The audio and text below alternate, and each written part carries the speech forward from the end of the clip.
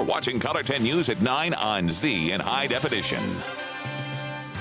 A team of missionaries led by a couple from the Branson area has returned from Iraq. Good evening. Thanks for joining us tonight. I'm Lindsay Klein. The group spent time helping people who were driven from their homeland because of their fear of ISIS.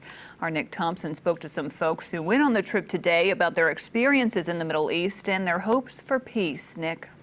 Helen and Chuck Todd lead World Missions Alliance, which is headquartered in Branson West.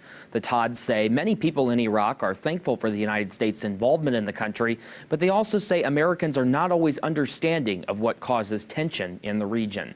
There are so many splits that actually war with each other. Chuck and Helen Todd and Robert Van Omeren just got back from a 10-day trip to a northern Iraqi region known as Kurdistan. Kurdistan is a roughly defined Middle Eastern region with its own language and customs, and it's where thousands of people have gone to get away from ISIS. We slaughtered your soldiers. Helen Todd says ISIS has given Christians, non-Muslims, and Muslims who don't share their beliefs an ultimatum to leave southern Iraq. Their point is to have a unified Islamic State. That's their end goal. And therefore, the people who don't share the same religious belief as them have to either convert, die, or leave. The Todds and Van Omeren and about 24 other volunteers traveled to refugee camps, passing out food, blankets, and heaters.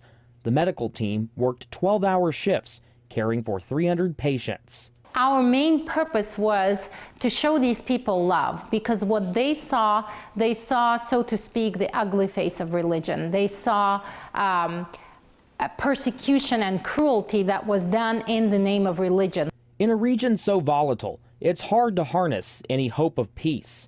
The Todds and Van Omeren say they do find encouragement in the way the Kurdish people have welcomed the refugees.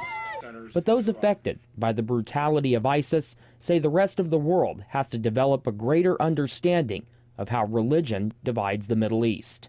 I think the job will get done.